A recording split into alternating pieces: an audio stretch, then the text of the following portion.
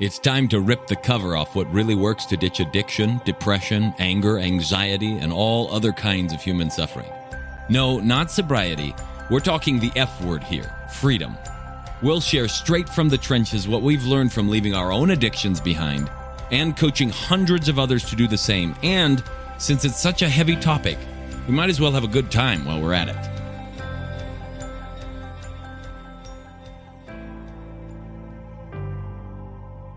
And welcome back to the Alive and Free podcast. Today and over the next few weeks, we're going to be doing something a little bit different here. And that is we're going to invite Jasmine back on the scene. Now, for you guys who listen, this is going to be exceptionally helpful to get a glimpse into the mind of the woman who is the wife of the guy that you've been listening to. For the women here, it's a chance to get a look at the inside the mind of someone who had to deal with all of the shenanigans that I went through, from pornography addiction and compulsive porn viewing to angry outbursts at the kids to drug use to you name it, and to see how she handled things, what went on behind the scenes, how she managed to hold everything together, why she did it, and all of that sort of thing. And so buckle up for a good ride and be prepared to have your eyes opened to a different perspective on things. The reason for this is because I got an email and I had some requests from women who, for better or worse, have been looking for some help. And what happened is, and I'll read you some of what's going on here. She sent me an email and she said to me, when her husband finally told her that he was dealing with a pornography addiction in this case, even though she thought she knew, it was a straight knife to the heart. And in her words, my entire life that I thought I had built had crumbled and I felt so alone. He did tell a few more people and they would always call in to check in often, but they would always ask how he was doing. And it hurt every time I heard that. I did not have a choice in this. And I felt that did not matter to anyone else because I'm a strong person. I was listening to your podcast and that helped me so much, but I really would have loved to hear from Jasmine on how she got through it and how to handle the emotion that was stabbing her heart. Now, that type of thing, she goes on later to say that she remembered searching for female podcasts, and she says, I would find a few and get mad because they talked about living with this ongoing and it would be forever, and he would always go back to porn or drugs or whatever the situation was, and you will never be enough. Then my anxiety monkey would jump on my back and start choking me, and I would always think, man, they need to listen to Bob, and I would go back to your podcast and they would help. And so here we are in this podcast giving a chance to hear from the other side of the story, and most of the information is not going to be different. The message is not going to be really much different, but the voice will be different. And I remember early on, the 12-step programs that I attended, one of the best things about them was that despite many of the processes and stuff that they are involved in, I didn't find exceptionally helpful. And for long-term recovery, no science and no research has really found it exceptionally helpful, except in the nominal number of cases, anywhere from 8 to 15% of the people that are like that. But that means there's a vast majority of people, anywhere from 85 to 92% of the people that go, that it doesn't work for. And if we were to put that in high school terms, just considering, hey, okay, let's say we have a teacher who's been teaching for 30 years and consistently every year, 92% of the class fails. That's like, in a class of 30 people. We're talking like 27 or 28 of the students fail every year. Would it be the teacher's fault or would it be the student's fault, really? Maybe here and there you'd get a class where that happens, but year in and year out for decades and decades, to have that happen, automatically we're going to be looking at the curriculum and the teacher. And so it wasn't necessarily there were a couple things in the 12-step programs that I think were exceptionally beautiful, like steps around becoming willing. And that's the step you're on. I'm not willing yet. Cool. So then the step I'm on is becoming willing. The idea that I can't do the next action because I'm not yet in a place where that action doesn't scare me. So then the step I'm on is to get over the fear. That is a beautiful thing because sometimes that's what happens. There's a lot of people that come to us and they're like, well, I'm afraid I'm not going to be able to stick with it. Cool. Then let's deal with that fear first, right? And so that was a beautiful piece. Obviously, being able to not feel like I was alone in the struggle initially was very, very helpful. And then it stopped being that way once I realized nobody in the room was really getting better. But one of the most profound things was that I was in a couple's 12-step meeting. So Jasmine was at home and I would go week in and week out to this meeting and I would listen to what other wives were saying. And it was in hearing what was going on in their life that I was able to recognize, oh my goodness, I am doing this too, or Jasmine's been dealing with this. And that opened my eyes, not in a shame way, not in a guilt yourself and make yourself feel miserable way, but in a, oh, wow, the situation is bigger than I thought it was. And so over the next couple of weeks, we're going to be pulling back the lid on that so that it can help you figure this out. Now, if you're dealing with anxiety, if you're dealing with depression, I was dealing with those things. If you're dealing with pornography or sexual addiction or compulsive use of those things, then I was dealing with those things. I was dealing with, angry outbursts and wasting time online. And I got into psychedelic drugs for a period of time. All of these things were things she didn't sign up for. And there was a collateral damage, but there was also collateral healing on the other side of it. And so, yeah, maybe the struggle that we may be talking about isn't directly linked to you if you're dealing with anxiety or depression or PTSD or something like that. And this isn't aimed at making you feel bad that somebody else might also be suffering what you're suffering. Because when you're suffering, others around you also suffer in some way, shape, or form. Not that you're causing it, but everybody's dealing with the situation at hand. Which means that there's tons of hope because as they heal, as you heal, others around you also get a chance to heal. So this is a chance to see what happens when you finally take the reins in your own life and you finally get a chance to let go of the struggle and the pain that's been there and to see just how much collateral beauty and collateral healing can happen when you finally are able to clear things up for yourself and walk free of those struggles. So we're going to start by I'm going to cut out and I'm going to just give you the audio of the initial video we did for Jasmine some 5 years ago. Now this, for context, was about 5 years after I had been kind of cleared up my own stuff and figured out how to resolve things on my own. And she took about that long in various ways, and we'll get into that in some of the other interviews, to kind of feel free of it. But it was about 5 years after that. So this is a snapshot of where she was about 5 years after I had cleaned things out. And there was hope and, the possibility of a new life and whatnot. And just recently she said, we need to do another one 5 years after that, which would be now, which we'll end the series on, so that you get a sense of just how much change continues to happen and just how much freedom continues to grow inside of that process. And so buckle up. We'll give you the audio this time. And then on the next podcast, we'll start with the interviews and we'll go from there. If you or someone you know is looking to drop the F-bomb of freedom in their life, whether that's from past trauma, depression, anxiety, addiction, or any other host of emotional and personal struggles, but they just don't know how or want some help doing it, head on over to thefreedomspecialist.com/feelbetternow and check out some of the things we've got in store for you, or book a call so we can look at your unique situation and get you the help that you're looking for.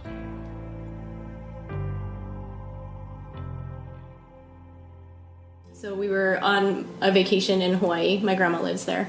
So we were visiting her and we were just playing at the beach, beach day. And I think a wave must have come up from behind me or something, but all of a sudden I was just underwater. And I remember just being tossed and turned in the waves, and I can still see the golden sand speckles and the foam and, the blue water just churning over me. And, the struggle of trying to breathe and the fear of not being able to, and the ache of my lungs with the lack of oxygen, and thinking, this is it, I'm gonna die. I'm 8 years old. Wow. And I remember that, and then all of a sudden I was on shore, washed up. So I'm on my hands and knees somehow on the shore, and I just crawl up the beach, sandy hair everywhere, just soaking wet. And my grandma was up on the beach a little bit. Everybody else is playing all around, And I crawl up and I look at my grandma, and she just looks at me and smiles, and then goes back to looking at everybody else. And I just sat down, I wrapped myself in a towel, and I remember sitting there thinking, I almost died, and nobody noticed. And everybody. That is how I feel for the wives of porn addicts. You're in this thing, you feel like you're gonna die, and nobody even notices. Nobody knows. But I know. Yeah. I know how it feels. It made me feel like I had a pointless role as a wife. I should have just been a hired servant, because then at least I'd get paid. I want to have this relationship with my husband, but he's busy looking at porn and masturbating in the bathroom, So, like, why am I even here? Do I go and have sex with my husband and just feel used like an object, you know, like a piece of trash, when he can go do it by himself? But I don't want him to do it by himself. You were trying to control everything that you could control. Right, because I couldn't control him and his Okay. addiction. Like, I had no control over that. So it was like, okay, what can I control? My house, my kids. So I would answer for him before he got to it as a way to protect my children from having a dad who's always putting them down with his tone, you know? Like, I couldn't, like, hold his hand just because I wanted to hold his hand. It was like, oh, she's holding my hand because she wants sex, so let's go have sex. You know, and that's not what I wanted. A lot of times when it was a pornography issue, I didn't want him to even touch me. He's been looking at all these other women, you know, and that makes me feel like trash. Yeah. Like, what are you looking at those women doing? And I'm never going to compare to that. I'm never going to do that. I don't want to do that. Yeah. And so, like, even just to have him, like, touch me at times, like, I couldn't handle it.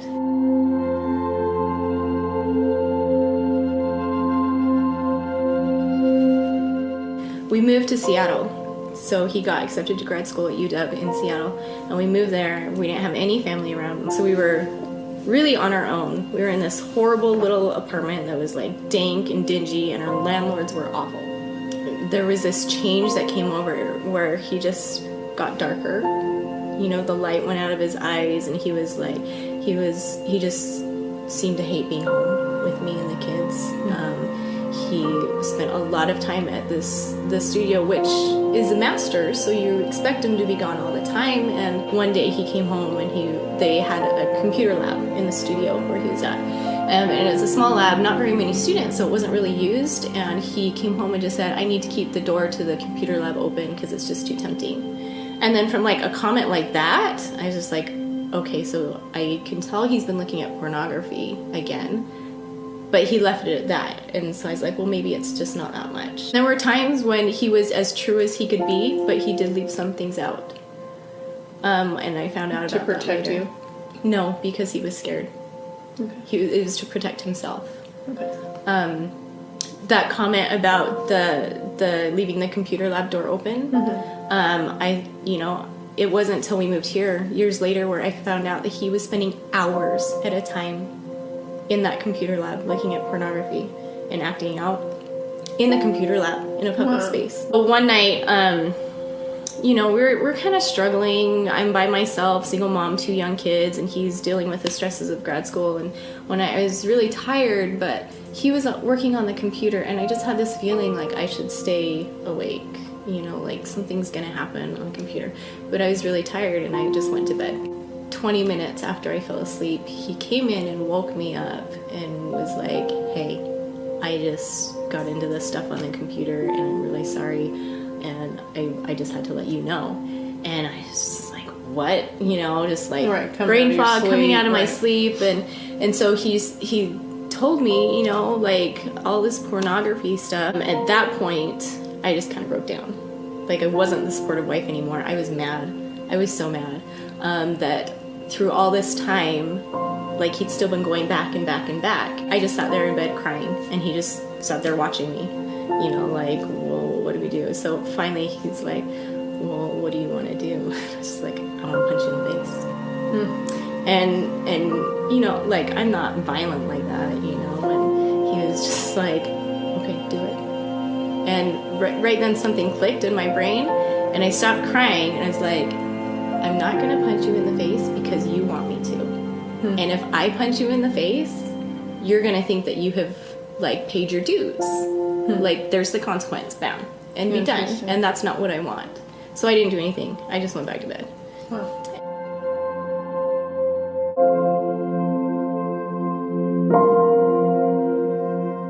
One night we were having one of those big conversations where I was just like, look, did you do this?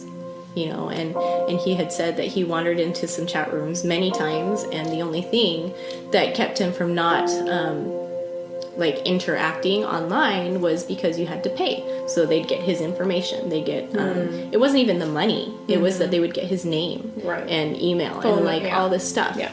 And so people would be able to link him, and that's what his worry was.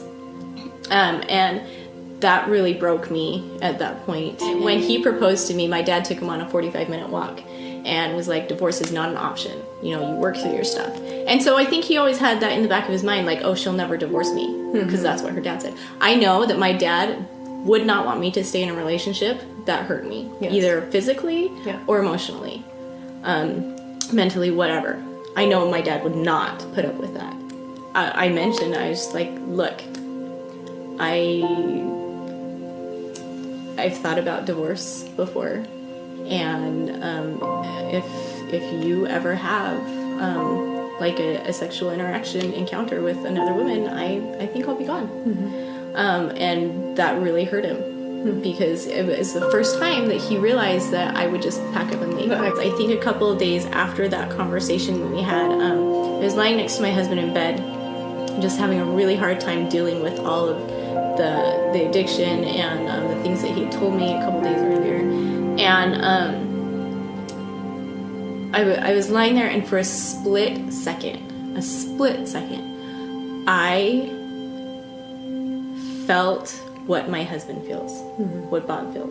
I felt the self-loathing. I felt the hate, the guilt, what it's like to be addicted. You know, like, I really felt like Heavenly Father gave me this vision of what it is like to be God and how Christ sees Bob in a fraction of a second. And it was only for a fraction of a second, because I don't think I would have been able to handle anymore. Me being who I am, feeling who he was at the time, it was heartbreaking for me. Like, my heart had been breaking anyway because of what he was doing to me.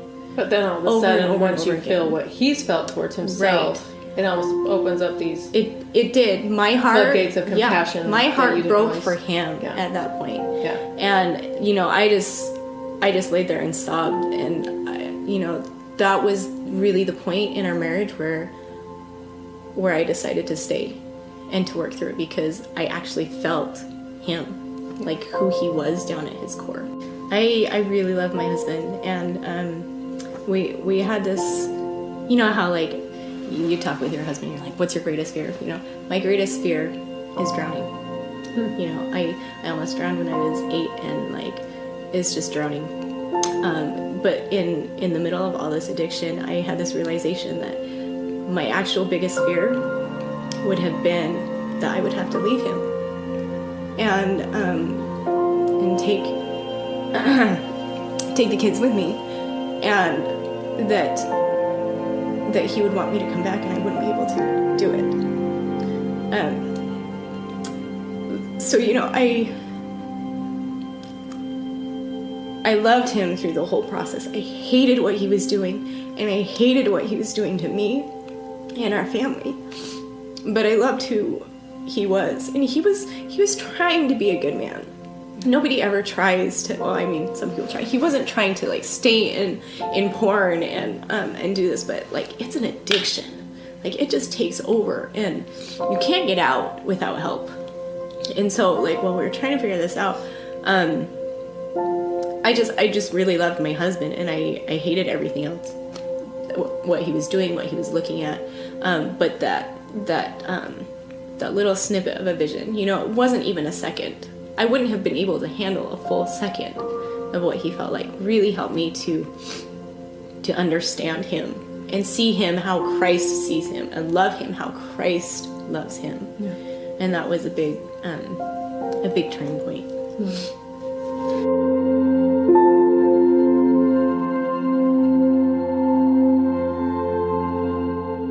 If you have building blocks and you're building this huge tower that's as tall as you are, it takes 1 second to knock it down. And a while to build it back. But it takes a whole lot longer to build it back up. That's a great analogy. And so, you know, like, there was a point where he was just like, are you ever going to be able to trust me again?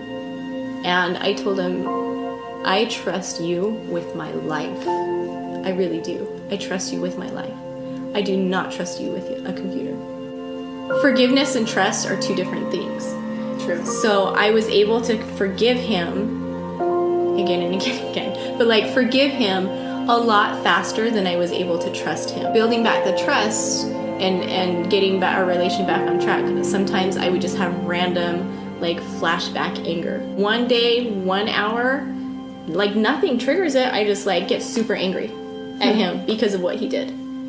Men are wondering, why don't you trust me? It's because you've shown me in the past that I can't trust you. And you're just shattered at something. And then I trusted you, and then you knocked back down. It took a long time. It was baby steps building up, and it took having a lot of conversations, a lot of safe space, you know, to even trust him, where intimacy wasn't this weird thing for me, where I wasn't like, oh, is he thinking about somebody else, or why is he wanting this, you know? It was just where it could just be like, we love each other and we're here.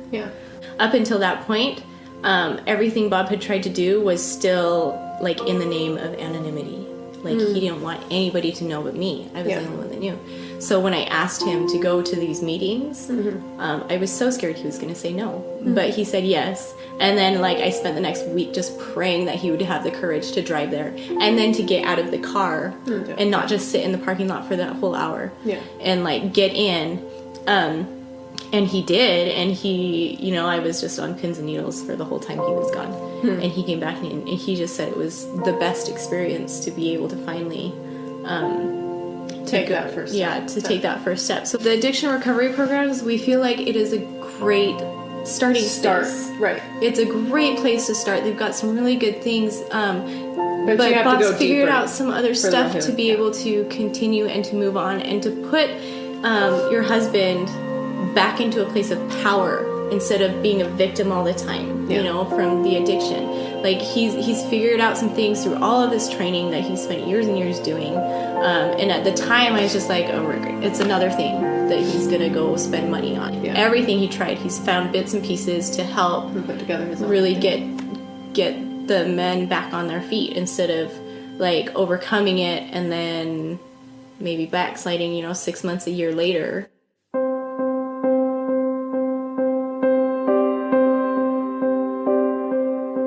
That was the old Bob. He's not even the same person anymore. He has changed so much. Even the way he looks, the way he carries himself.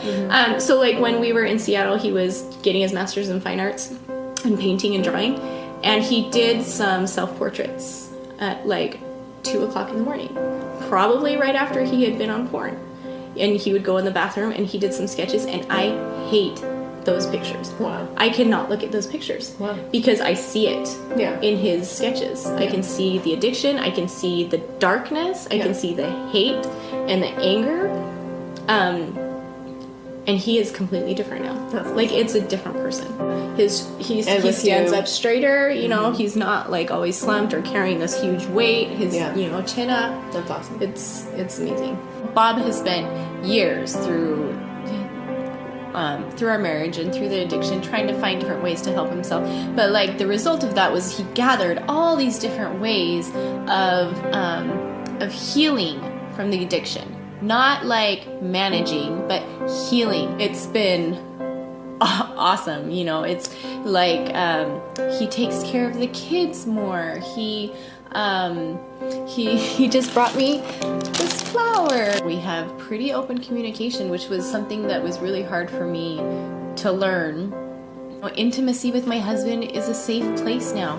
I don't feel pressured. I don't feel used. It really has become a place where we can come together and just be together and love each other and even learn new things, you know, but it is a safe place.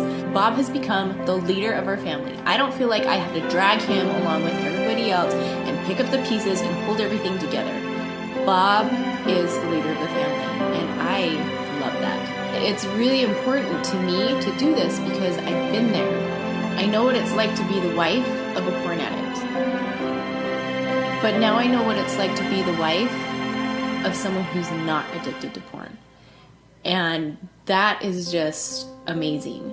If you have any questions, you know, get a hold of us. We'd be love to answer them for you and see if we can help.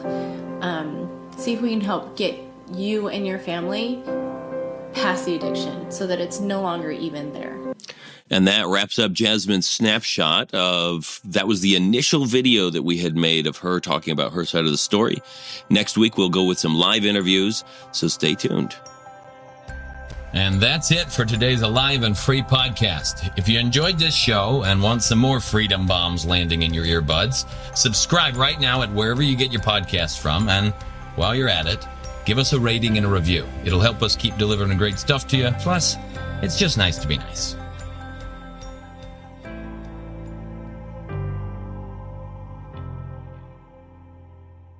This is thepodcastfactory.com.